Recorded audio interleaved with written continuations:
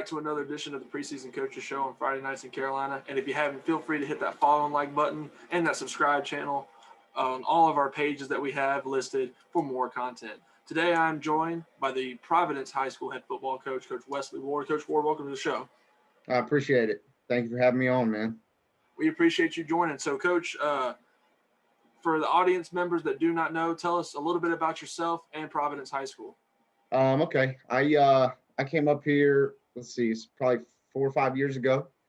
My wife, her family's from here. We moved here from Georgia, where I coached for 3 years at 2A high school there. And really didn't have any plans coming up. You know, I knew I wanted to teach and coach, but I didn't really know anybody. And I got connected to Brad Bowles, who was the head coach then, through a mutual friend. Got on as strength conditioning coach, inside linebackers coach, and worked with him for those years coming up. And then obviously he left, put my name in the hat, and ended up getting a job. So definitely, work of God. Didn't know what was going to happen, right? Mm-hmm. And all of a sudden it's there, and took the opportunity, and I'm loving it, man. So definitely. Well, congratulations on that. As of last year was your first year as the head coach. Going into this second year for you, a little bit of a different with COVID-19 hitting with the 2021 spring season. Tell me what that process was like coaching with COVID with your coaching staff and your student athletes. Yeah, well, that first year, all of it kind of happened late, right? And so, it was right there before the beginning of the season, and I'm trying to put a staff together and do all these things, and we just kind of took it on the run. And then finally, after the season, I finally felt like, we were moving where we wanted to move to, and I was doing things the way that I wanted my program to work. Coaches were meshing, kids were meshing with coaches. And so there for, right after the season for a little while, we kind of had that time period before the whole COVID thing hit where we were working out in the weight room, and man, we were rocking and rolling. And so that part was awesome. But then obviously the COVID hit. And I don't want to say it was tough. It's, just different. That was the big thing. And speaking on that, I think my coaches have done an awesome job with that. Just the biggest thing I told them obviously was the communication, right? We can't just let the kids kind of fade away and be on their own. We got to stay on top of them, because eventually this thing's going to be gone and we're going to play football again. So just them communicating through, whatever it is, Zoom like this with position meetings or offensive meetings, defensive meetings, team meetings, whatever it was, text messages, I mean, you name it. And they really took the initiative to do that. And then, one step further with the kids, it probably the most exciting thing that I've been excited about is not necessarily, this getting to play this season, or, are we going to win the conference? Are we going to win one game, or who are we going to play this year or next year? But just this young group of kids that we have that took the initiative to put in the work. Because we can tell them to do whatever we want, right? We can tell them to do this, you got to do this, you got to stay on top of this. But if they don't do it, I mean, it's not going to happen. I tweeted the other day, 4 or 5 days ago, just the amount of videos that our kids are sending our coaches of, in the weight room or on the field or, doing something, trying to get better. It's awesome. And then the amount of text messages, coach, what's the percentages for squat today, or what's the auxiliary lifts that we got with power clean today? Just really working. And I'm excited about that, man. A group that cares about each other, and a group that obviously is working hard. So it's exciting. Definitely, no doubt about it. And growing up, in my head football coach in high school always told me, kids like that are called program kids. So seeing that is definitely good to see in your program as, going forward in your coaching time at Providence. So going forward as well, back into the 2021 season, Coach, you taking a look at the schedule for you this year. What are some of the games that you're looking forward to playing on the field, as well as some of your student athletes you're looking forward to see? Man, we're excited to play all of them. We got a young group, and they were young last year, and that 3-8 taste, didn't sit well with them, right? And that's something that we've reminded them, since that last game last year when we were in the weight room before COVID, during COVID, up until right now. That 3-8, we throw it out there quite a bit, and so, um, you know, I think that we're just excited that we get to play, hopefully, as of right now, that we get to play the game of football, man. Um, they're all big games, right? And that's where, one of my sayings is, on the bus, right? And you'll see that on our social media sites. And so, on the bus is everybody aiming towards the same goals, right? Everybody, is doing the same thing, cares about the same thing, and is driving the bus down the same road. And so for us, obviously, that's get back to conference championship. I think we have the potential to do it. I think we're excited about it, and the kids have been working hard, and we're excited to see what this group can do.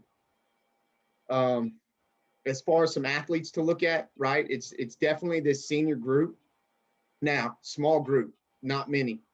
A lot of our team that you'll see on the field this year is 2022 and 2023, with some players in those classes. But this small core group of seniors that we have, they're unreal, man. You said it a little bit ago, the program players, and this is a program group. I'm talking about a group that is bought in from the weight room to, our culture, the way we do things off the field, the way we do things at practice, how we approach different things. Just all in. And I think that's kind of helped us, this team, because they're kind of trickled throughout each position group, right? A quarterback, wide receiver, defensive back, offensive lineman. And so they've kind of taken that initiative, that leadership role that, you want to see from those older kids, to say, hey, this is how we do things, and this is how we're going to get it done. So, just a few, obviously our quarterback, Colin Stallings, who's returning from last year. And man, he has done a phenomenal job of just working himself into a great quarterback. And that's one of the reasons why I hope that we get to play this, because we have a lot of kids that have gone from being this kind of player to a kid that can really get it done on Fridays. And so I just hope for them that they get to, have a chance to prove that, especially him, because, dude, the work that he has put in with, our offense coordinator, Coach Johnson, it's been unreal. And so I hope he gets a chance to prove what kind of quarterback he can be. Next is actually one of his targets. Now, he played defensive end last year, but, we put him at tight end coming into this year. And I think he's going to be a force, really, on both sides, but he's going to be a heck of a tight end, and that's Mason Atkins.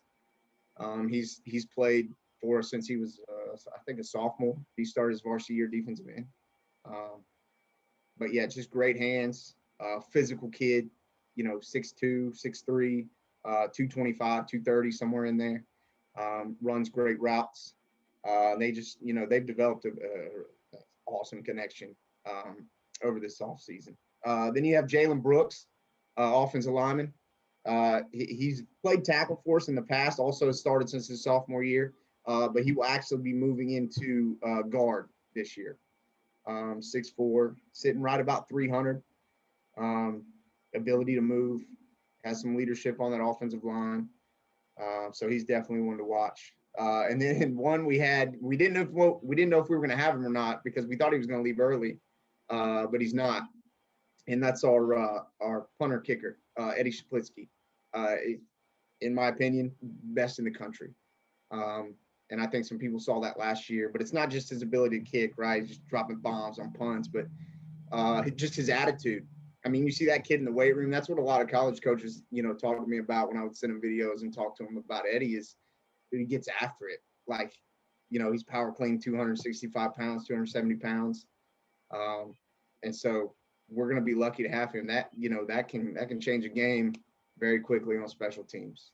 When you're kicking it into the end zone all the time on kickoffs, and you're dropping, 50-yard punts, 60-yard punts, and changing the entire field, that's a difference maker, man. And then on defense, really, just well, two seniors that'll play, both safeties. One's kind of an outside linebacker safety kid, heck of an athlete. Darren Rice played outside linebacker for us last year, but has some speed. And so we're going to put him back there at safety because we have some 2022 guys that are going to take that role. Yeah, same thing. Heck of an athlete, works hard. He's sitting about 6'2", 200 pounds, 205. Ability to run. He's a state qualifying hurdler. And so just, yeah. And like I said, small group. And then we'll have some other guys that'll move in. Didn't play varsity last year, or got some time last year. Tyler Mason was an inside linebacker that started a few games for us, 2021. He's now put on a ton of weight and moved to guard. Trevor Reams, who will end up playing defensive end for us. I mean, he's worked himself into that role as a senior. Sent me a video the other day. He power clean 300 pounds, sitting at 5'11", probably, 225, 230. So strong kid. And that's about it, man. Like I said, small group, but those are the guys to watch. And we got some 2022s and 2023s. Like I said, probably one of our top guys in the 2022 class is Jamar Price, the running back. He's developed, he started since his freshman year and did well his sophomore year. And now to see him where he's come from his sophomore year to his junior year, it's a big difference, man. He has gone from that, and every kid does it, right? You see them go from like still this kind of a kid as a sophomore to, well, now, dude, he's big and he looks like a man. He's like 6'2", 210 pounds right now. And so we're definitely looking forward to feeding him the rock. Some other 2022s we have. Nate Hyjuk, who played JV last year, but he has developed as well, and he'll play the other safety for us. And then 2023, Luke Bailey, who's a wide receiver that started as a freshman last year. Awesome possession receiver, also a hard worker. And then probably, in my opinion, going to be one of the best linemen in the state, if not this side of the country, is Connor Drake. I mean, 2023, 6'6", 310 pounds, and played rugby as a young kid, which I think helped him because his feet are unreal, and he can run and he can move. And so, yeah, there's all kinds of pieces, man. Kids I didn't mention. And one thing I love about this team is that they don't care who gets to catch the ball or who's making the tackles or, who gets this or that said. They just want to win. And so, definitely a family atmosphere. Definitely, no doubt about it. And we'll be definitely excited to see them on the field this spring. Coach, one final question for you. I want to get your thoughts and opinions about the North Carolina High School Athletic Association released the fall reseedings for the 2021 season to the 2026 season. Tell me what your thoughts and opinions on that, as well as your future as the future for Providence High School. Yeah. So you're talking about the conference realignment, right? Yeah. So I think it's Indy, Independence, Rocky River, Catholic, East Meg. Maybe Garinger was on the one coming back. I think Myers Park was in there at first, but I don't think they're in there now. Mm-hmm. And then Butler. Then, and the thing is, man, that's where you want to be, because those are some great name schools that I just dropped, right? That have football tradition. And so, right, you want to build a program, and you want your kids to play in big games, and you want big crowds eventually. I don't know when that will be, but I mean, that's one of the conferences, in my opinion, that you want to be in the city.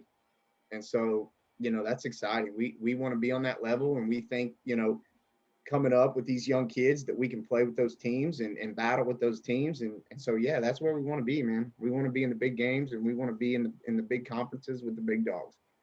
And so I'm excited about it. My coaches are excited about it, and our kids are excited about it.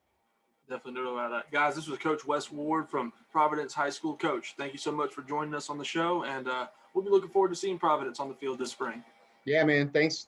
Thanks for connecting with me. And like I said, I appreciate what you guys do. It's awesome when people cover the game of football, man. It only adds to that energy and that atmosphere on Friday when you know you got people paying attention to it and covering it. And hey, coach, can we come shoot some film at your game or pregame or something like that? Kids love it, people love it, and so I really appreciate what you guys do, man. Yes, sir. Definitely.